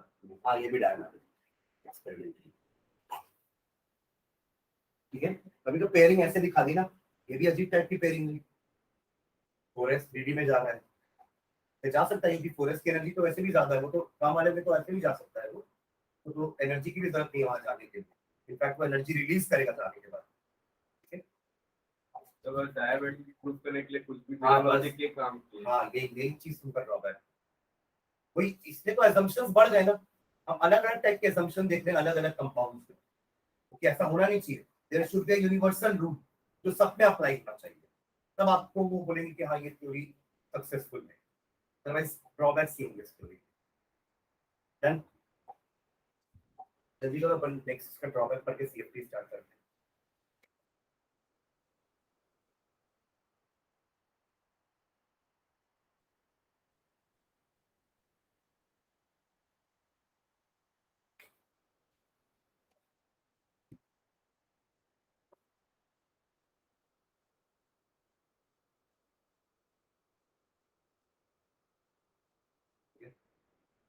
आगे बढ़ो, ये जस्ट एग्जांपल देखने का फटाफट क्या है, the spin only magnetic moment of MnBr42 negative manganese मतलब 25, 5.9 बोर मैग्नेट्रॉन इसका क्या आया magnetic moment, predict the geometry of the complex ion. Clear है क्वेश्चन, आपको इस कंपाउंड का मैग्नेटिक मोमेंट निकाल के दिखा दिया, ये क्या होगा आपका वही ससेप्टिबिलिटी के एक्सपेरिमेंट से निकाला होगा ये वैल्यू, आप इसके हेल्प से n का वैल्यू निकाल सकते हो, एक तो एग्जांपल में लिया था ना 5 का, √35 का वैल्यू यही आ रहा था ना, याद है। तो इसका मतलब ये वैल्यू से हमको क्या समझ में आ रहा है कि बोर मैग्नेट्रॉन की value 5.9 corresponds to n is equals to 5, yes or no, n की वैल्यू कितनी आ जाएगी 5, that is it has got 5 unpaired electrons. कैसे ऑक्टेहेड्रल, अच्छे से क्वेश्चन तो देख, कोऑर्डिनेशन नंबर कितना है 4, ऐसा मत करो यार, फॉर्मूला देखिए कोऑर्डिनेशन नंबर तो समझ में आया आना चाहिए, लाइगेंड से वो कितने हैं एक्ट, बस खत्म भाई, कोऑर्डिनेशन नंबर समझ में आ जाएगा। 4 लिगेंड्स हैं, कोऑर्डिनेशन नंबर 4, तो 2 पॉसिबिलिटी है, स्क्वायर प्लेनर या टेट्राहेड्रल। तो बोर मैग्नेट्रॉन से क्या समझ में आया कि 5 अनपेयर्ड इलेक्ट्रॉन होने चाहिए। देखो अच्छी बात क्या है, भले ज्योमेट्री 2 पॉसिबल है, पर अच्छी बात क्या है कि दोनों का हाइब्रिडाइजेशन अलग अलग है। एक sp3 है, एक dsp2। समझ रहे मैं क्या बोल रहा हूँ? मैं mn का कॉन्फ़िगरेशन बना रहा हूँ, फिर आप मुझे बताना कि क्या हाइब्रिडाइजेशन होगा। हाइब्रिडाइजेशन समझ जाएंगे तो ज्योमेट्री समझ में आ जाएगी। हमें क्लियर? और ये कंडीशन सेटिस्फाई होनी चाहिए, इसके पास 5 अनपेयर्ड इलेक्ट्रॉन होने चाहिए। Am I clear? mn कोई ऑक्सीडेशन स्टेट बताएगा उसमें? +2 mn br4 का ओवरऑल -2, ये -1 होता है, just like chloride, iodide, bromide, cyanide सब -1 है। x -4 is equals to -2, x is equals to 4 -2, that is plus। क्या तो क्लियर है सबको? mn का कॉन्फ़िगरेशन क्या होता है? अगर पहले mn का कॉन्फ़िगरेशन देखें तो 3d5 4s2, एग्री? पक्का? अभी तुरंत स्ट्राइक नहीं करा तो कोई बात नहीं, बट थोड़ा देर बाद समझ में आना चाहिए ऐसा होता है करके। ठीक है, 25 है ना, फिर अगेन 4s2 तक 20 हुए, 3d के 5 बनाएंगे 25 हो जाएंगे। क्लियर है? हाँ, mn2+ बना सकते हैं, 4s2 के दोनों एग्जैक्ट 4s2 के दोनों चले जाएंगे। ये mn2+ ही बनाना वाला है, ठीक है। अब आप लोग बताओ क्या होगा है, कैसे स्क्वायर प्लेनर होगा? तो sp3 स्क्वायर प्लेनर होता है क्या? टेट्राहेड्रल होता है sp3। dsp2 स्क्वायर प्लेनर होता है। अब कोई जंप नहीं कराएगा इसको, क्यों नहीं कराएंगे जंप? 5 अनपेयर्ड इलेक्ट्रॉन चाहिए ना, अपन ऊपर से निकाल लिए कितने इलेक्ट्रॉन होने चाहिए अनपेयर्ड? 5। या तो 5 दिख रहे हैं, मतलब नो पेयरिंग्स, पेयरिंग नहीं होगी। M I clear? पेयरिंग करवा दिया ना आपने इन दोनों का, तो अनपेयर्ड इलेक्ट्रॉन एक ही बचेगा, which is against your calculation. Clear है? मतलब अब हमको इसमें कोई छेड़छाड़ नहीं करनी। अब कौन सा ऑर्बिट आपको खाली दिख रहे हैं? एक s और 3d, खत्म। तो कॉन्फ़िगर आपका हाइब्रिडाइजेशन क्या होगा? sp3, and sp3 corresponds to tetrahedral. समझ गए ना? इस टाइप के क्वेश्चन आ सकते हैं, इस सेक्शन से ऐसी क्वेश्चन। या तो आपको एक कॉम्प्लेक्स दे देगा, बोलेगा कि इसका ज्योमेट्री प्रेडिक्ट करो, पूरा कॉम्प्लेक्स ही दे देगा। समझ रहे? तो बना लो बस इसको आगे। sp3 हाइब्रिडाइजेशन होगा, राइट, एंड ज्योमेट्री हो जाएगी टेट्राहेड्रल। ये सबको समझ में आ रहा है? अरे ये आपके एनसीईआरटी का सॉल्ड एग्जांपल ही, एग्जांपल 9.7 देखना, उसमें ऐसा पूरा एक्सप्लेनेशन नहीं किया इस पर्टिकुलर।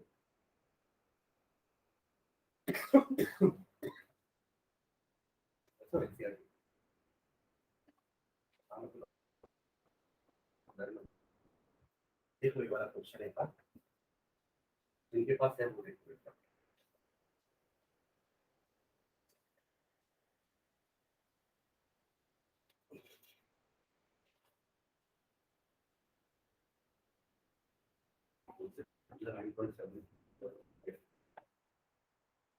ठीक है, वो 5 लाइन पढ़ोगे तो समझ में नहीं आएगा शायद, तो पर दूसरी बार पढ़ोगे तो समझ में आ जाएगा।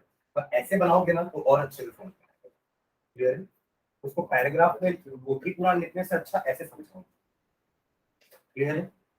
ये समझ में आ रहा है एक एक चीज क्या लिखा हुआ है यहाँ पे? यहाँ पूरा तो थ्योरी में आंसर दे दिया। ऐसे तो बोल रहा हूँ, नहीं तो मतलब ऐसे न्यूमेरिकल टाइप क्वेश्चन में ऐसा मार्क्स मिल जाएगा। मिल जाएगा, बट उसको समझना थोड़ा मुश्किल है। ऐसा कर दोगे ना तो दूर से दिख जाएगा कि हाँ सब सही सोच रहे हो। यहीं पे दिखे ना खाली sp3, ये this answer is more descriptive, थोड़ा अच्छा समझ में आ रहा है। ये चीख चीख के चिल्ला रहा है ना कि मैं sp3 हूँ, फिर पढ़ना पड़ेगा 4 लाइन। कई बार होता है कि चेकर नहीं पढ़ते हैं, तो लगता है कि कुछ और लिखा होगा, कुछ काट के आगे बढ़ जाता है। इसलिए बोला जाता है कि हर जगह आप जहाँ फिगर डाल सकते हो फिगर डाल दो, अपने आंसर को और अच्छा इंफॉर्मेटिव बना दो, दूर से दिखना चाहिए आंसर।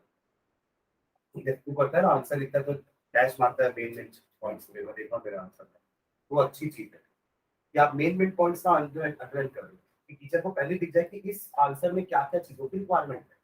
हर एक आंसर में ना कुछ कीवर्ड्स की रिक्वायरमेंट होती है। ऐसे अगर आप इसको आंसर करोगे तो आपके कीवर्ड्स में sp3 हाइब्रिडाइजेशन आना चाहिए, है ना? टेट्राहेड्रल तो फिर आंसर ये आना चाहिए, 5 अनपेड इलेक्ट्रॉन आने चाहिए। क्यों, कैसे निकाला हमने, ये फॉर्मूला दिखना चाहिए, हमारे समझ में आ जाए कि हाँ इसको पता है, समझ रहे, टेक्नोलॉजी नहीं कर रहा है टेट्राहेड्रल को, पता है, ये फॉर्मूला पता है, इससे 5.9 से निकाल दिया कि अनपेड इलेक्ट्रॉन 5 होने चाहिए और 5 दिखाया भी है, और खाली 4 ऑर्बिटल दिख भी रही है, तो sp3 होगा, sp3 का रिस्पॉन्स टेट्राहेड्रल। मैं ये नहीं बोल रहा कि वो 4 लाइन वाला आंसर गलत है, वो भी सही है, okay, but this is more descriptive, more informative, clear है, ये तरीके होते हैं आंसर लिखने के। आगे बढ़े, ड्रॉबैक्स, जल्दी जल्दी ड्रॉबैक रीड करो, इसको भी नोट करना, जगह छोड़ देना। It involves a number of assumptions, सबसे पहला पॉइंट, देख रहे हैं अपन 4-5 जगह अलग अलग assumption करना पड़ा हमें, कई बार हम अंदर अंदर पेयरिंग कर रहे हैं, कई बार हम 4s को उठा के पीछे लेके आ रहे हैं, एक बार तो हमने हद ही कर दी, 3d से उठा के आगे 4p में लेके चले गए, ये सब assumptions थे। It does not give quantitative interpretation of magnetic data, magnetic data fail भी हुआ ना एक जगह, वो पॉइंट एक्चुअली 2 बार लिखा हुआ है, second point and fifth point पढ़ो एक बार। It does not make exact prediction regarding the tetrahedral and square planar structure of 4 coordinate complexes।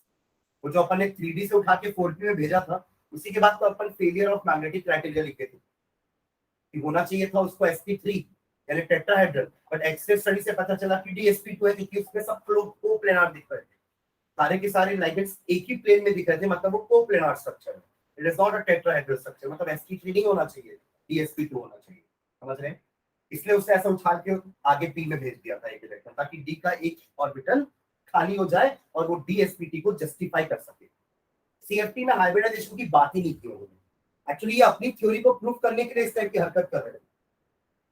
क्या थ्योरी को प्रूव करने के लिए कि स्क्वायर प्लेनार है तो हाइब्रिडाइजेशन dsp2 ही होगा, sp3 है यानी कि टेट्राहेड्रल ही होगा, कि उन्होंने पहले अपने थ्योरी में ही वो पॉइंट डाल दिया ना कि मेरे अकॉर्डिंग अगर sp3 हाइब्रिडाइजेशन है तो टेट्राहेड्रल ज्योमेट्री होनी चाहिए, तो अब उसको प्रूव करने के लिए वो इलेक्ट्रॉन को इधर उधर खिला रहे थे, ठीक है, assumptions। It does not explain the colour की बात हम कर चुके हैं, तो 5 ड्रॉबैक, ठीक है, ये अपन CFT में क्लियर करेंगे, ठीक है, और it does not give a quantitative, मतलब वैल्यू नहीं पता चल रही कि आपका कंपाउंड का स्टेबिलिटी क्या है। आप लोगों ने इक्विलिब्रियम पढ़ा है, वहां पे अपन ने इक्विलिब्रियम कांस्टेंट पढ़ा है, इक्विलिब्रियम कांस्टेंट हमें बताता है कि कौन सा कंपाउंड ज्यादा स्टेबल है, क्या वो कंपाउंड आयंस बन के स्टेबल है कि वो वापस से कंबाइन करके एटम कंपाउंड बना रहा है। देखो एक कंपाउंड अगर आयनाइज होता है तो अपने आयंस में ब्रेक होता है, अब अगर उसकी स्टेबिलिटी अच्छी है तो वो आयंस आयंस ही रहेंगे, अगर स्टेबिलिटी अच्छी नहीं है तो वो आयंस फिर से कंबाइन करके कंपाउंड बना लेंगे, रिवर्सिबल रिएक्शंस। इक्विलिब्रियम में यही होता था ना, आपका ये पर्टिकुलर कंपाउंड आयन में ब्रेक होता था, अगर स्टेबल नहीं है तो वो दोनों वापस कंबाइन करके रिवर्स रिएक्शन भी दे सकते हैं, तो यहाँ हमने स्टेबिलिटी की बात ही नहीं करी है, ठीक है। फिफ्थ पॉइंट देख लिया, लास्ट पॉइंट भी देख लो, it does not distinguish between weak and strong ligand, दोनों तो लाइगेंड के बारे में बात ही नहीं करी कि एक लाइगेंड स्ट्रांग था एक वीक था, इसलिए रिपल्शन हो रहा था और वो पेयरिंग कर रहे थे, समझ रहे, वो तो पेयरिंग मैग्नेटिक बिहेवियर के अकॉर्डिंग करवा रहे थे कि पेयरिंग हो जाएगी, क्यों हो रही है पेयरिंग, क्योंकि डायमैग्नेटिक, क्यों नहीं हो रही है पेयरिंग, क्योंकि ये पैरामैग्नेटिक है, और पैरामैग्नेटिक में अनपेड इलेक्ट्रॉन्स होने चाहिए, डायमैग्नेटिक में अनपेड इलेक्ट्रॉन्स नहीं होने चाहिए, इसलिए पेयरिंग हो जाती है।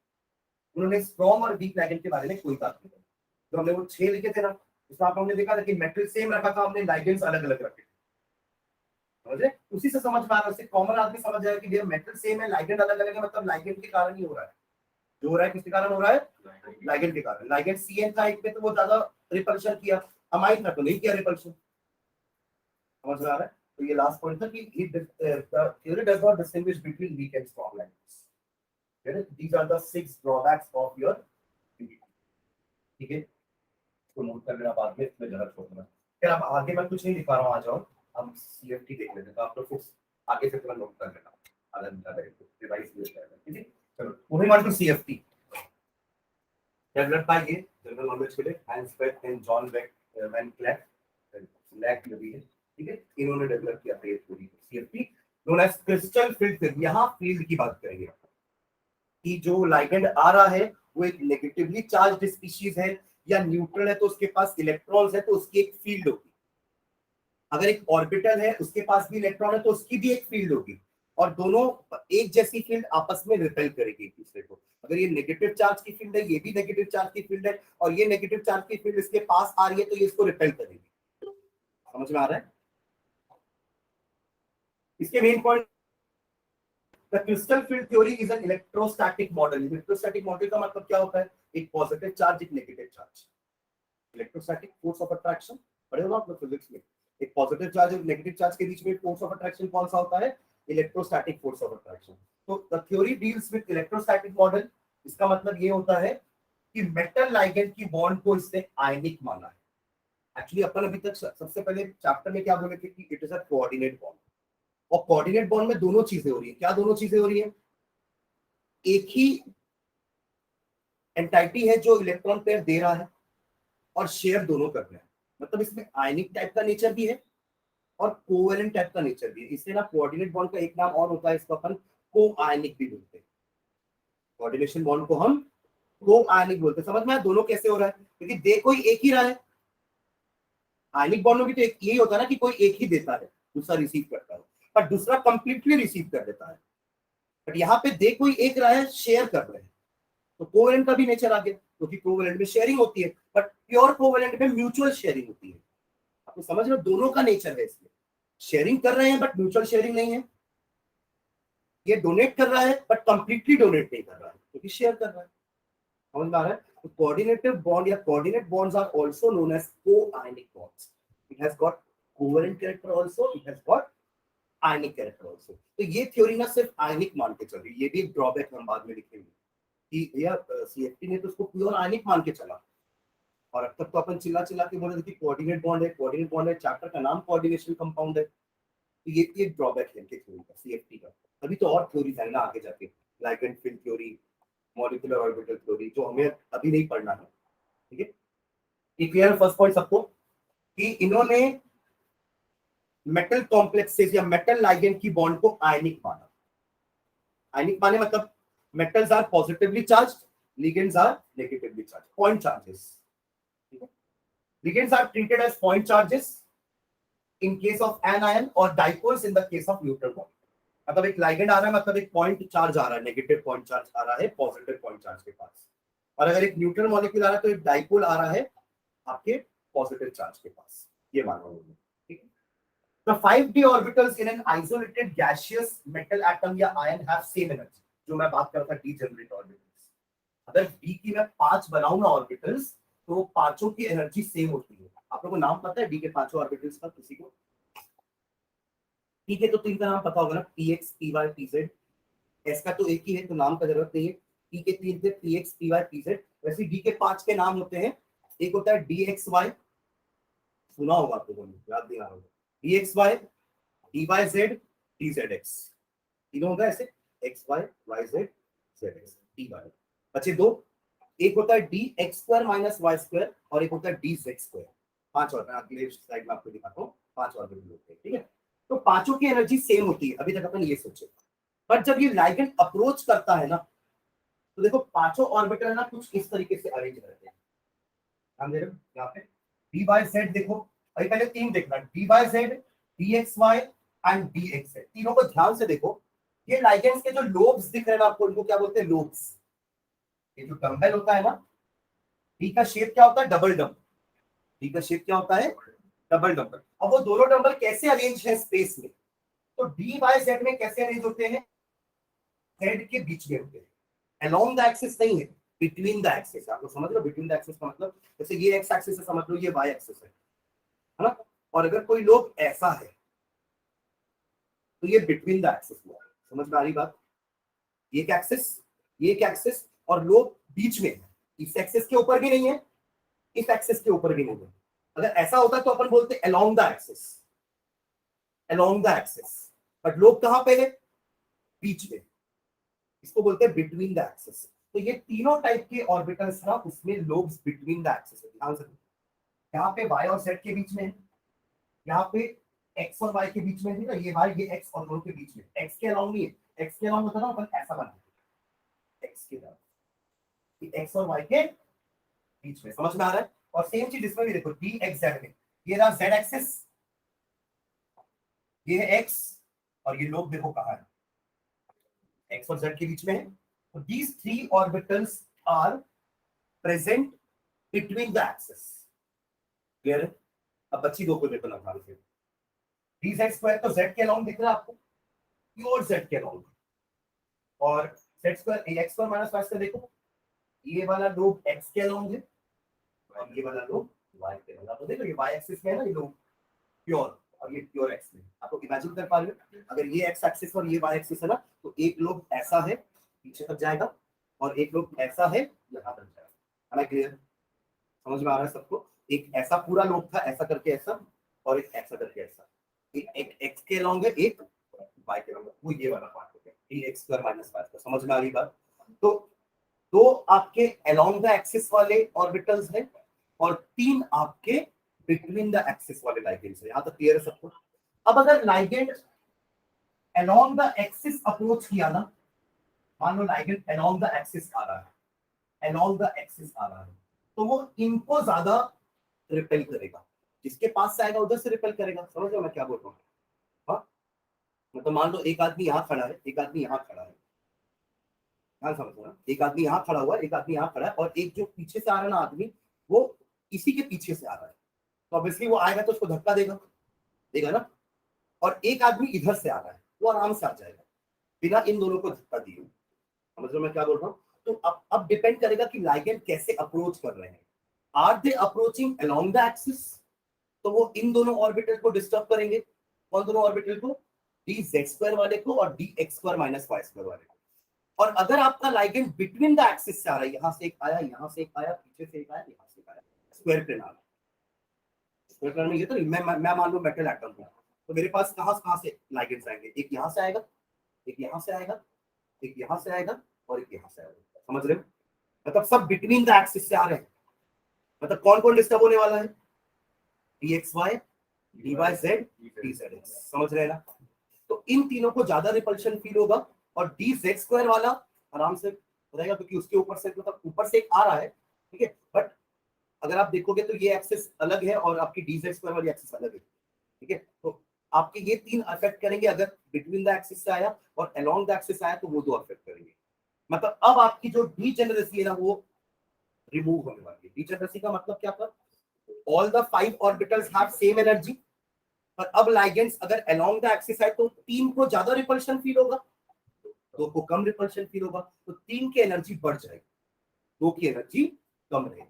और अगर अलोंग द एक्सिस आए तो दो की एनर्जी बढ़ जाएगी, वो तीन की एनर्जी कम हो जाएगी। समझ में आ रहा है? इसको कहते हैं डीजेनरेसी का लॉस होगा। What are your points, sir? The 5 key orbitals in an isolated gaseous metal atom or ion have same energy. यहाँ तक ठीक है? फॉलो करना है word to word. That is, they are degenerate. ठीक है? This degeneracy is maintained if a spherically symmetrical field of negative charges surrounds the metal atom. अब देखो, spherical का मतलब ये हो गया, spherical तो यूनिफॉर्म फिगर होता है ना, बट लाइगेंड्स स्फेरिकल टाइप से तो नहीं ला रहे हैं, एक इधर से आ रहा है तो एक इधर से आ रहा है। स्फेरिकल होता तो वो चारों तरफ से आते। ये क्या होता है? एक सिमेट्रिकल फिगर है जहां पे चारों तरफ से लाइगेंड अगर आते, इधर से भी आ रहा है, इधर से भी आ रहा है, सब जगह से आता, तो सबको इक्वल रिपल्शन फील होता। बट क्योंकि वो अलग अलग डायरेक्शन से आ रहे हैं, तो उस तरफ के ऑर्बिटल्स को ही रिपल्शन फील हो रहा है। तो यहाँ वही लिखा है कि ये डीजेनरेसी मेंटेन रहती कब? अगर स्फेरिकल सिमेट्रिकल फील्ड होती तो, बट ऐसा नहीं है। However, when this negative field is due to ligands या फिर molecules like ammonia and water, या आपके न्यूट्रल लाइगेंड्स हैं, कुछ नेगेटिव लाइगेंड्स होते हैं in a complex, it becomes asymmetrical. Asymmetrical क्यों बोल रहे हैं? क्योंकि आपके लाइगेंड्स सिर्फ चार डायरेक्शन से आ रहे हैं, सब तरफ से नहीं आ रहे, तो ये अनसिमेट्रिक एसिमेट्रिकल हो गया। इधर से एसिमेट्रिकल हो गया, इधर से कोई नहीं आ रहा है, वो इधर से आ रहे हैं, वो इधर से आ रहे हैं, वो इधर से आ रहे हैं, वो इधर से आ रहे हैं, तो बीच की जगह तो खाली है ना, तो उस तरफ के ऑर्बिटल्स को रिपल्शन फील नहीं होगा, तो अब डीजेनरेसी लॉस हो जाएगी। And the degeneracy of the d orbital is lifted, lost. It results, तो अब क्या होगा? अब स्प्लिट हो जाएंगे। तो आपके 5 ऑर्बिटल अभी तक साथ साथ थे ना, हम साथ साथ थे, बट अब ये स्प्लिट हो जाएंगे, इनमें लड़ाई हो जाएगी। क्यों लड़ाई होगी? क्योंकि तीन के पास रिपल्शन ज्यादा हो रहा है ना, तो ये तीन बन जाएंगे अमीर, क्योंकि इनके पास लाइगेंड्स आ रहे हैं। समझ रहे हो ना? क्लियर? अगर तीन वाले आपके dxy, dyz और dzx आपके बिटवीन द एक्सिस से अगर लाइगेंड्स आए, तो इन तीनों को इलेक्ट्रॉन्स मिलेंगे पहले, आया ना, क्योंकि इनके पास तो आ रहे हैं ना वो, तो ये बन जाएंगे अमीन, ये तीन भाई अलग, ठीक है। इसको कहते हैं it results in splitting of d orbital and the pattern of splitting depends upon the nature of ligand crystal free। ये समझ में आ गया पांचों का। ऑक्टाहेड्रल में क्या होता है, ये ऑक्टाहेड्रल बना हुआ है। In an octahedral coordination entity with 6 ligands surrounding the metal atom, there will be repulsion between the electrons in metal orbitals and electron of the ligands. Such a repulsion is more when the metal d orbital is directed towards the ligand and then when it is away from the ligand। इसका मतलब क्या हुआ कि अगर आपका metal ligand जिस तरफ से आ रहा है उस लिगेंड को ज्यादा रिपल्शन फील होगा than the one which is away from the ligand. जो ऑर्बिटल लिगेंड से दूर है उसको कम रिपल्शन फील होगा और जो ऑर्बिटल लिगेंड के पास है उसको ज्यादा रिपल्शन फील होगा। ये लाइन समझ में आ रही सबको? सच अ रिपल्शन इज मोर। रिपल्शन क्या होगा, जब लिगेंड्स मेटल एटम को अप्रोच करेंगे तो वो मेटल एटम के ऑर्बिटल को रिपेल करेंगे। फिर से रिपीट कर रहा हूं, अगर जब आपके मेटल आयंस की तरफ लिगेंड्स अप्रोच करेंगे they will repel the orbitals, ठीक है। अब वो रिपल्शन ज्यादा कहां होगा, जिस तरफ से लिगेंड आ रहा है, और कम कहां होगा, जिस तरफ से लिगेंड नहीं आ रहा। जो आपको समझा दिया समझ रहे। अब thus the dx2 y2 and dz2 orbitals which point towards the axis, ये axis के towards है, along the direction of the ligand will experience more repulsion। देखो इसका क्या हो रहा है, ध्यान देना इधर। ये आपको ऑक्टाहेड्रल ज्योमेट्री है, ठीक है। This is x axis, this is y axis and this is z axis, ऐसा बना सकते हैं। ऑक्टाहेड्रल में हम क्या देख रहे हैं कि लिगेंड कहां से आ रहा है, टुवर्ड्स द एक्सिस। तो किन दो को ज्यादा रिपल्शन मिलेगा, dx2 y2 एंड dz2, उनका रिपल्शन ज्यादा होगा, उनकी एनर्जी ज्यादा हो जाएगी। और किन तीन को कम रिपल्शन मिलने वाला है, dxy dyz dz, तो उनकी एनर्जी कम होगी। तो अब उसके लिए अपन डायग्राम कैसे बनाएंगे देखना। पहले पांचों की एनर्जी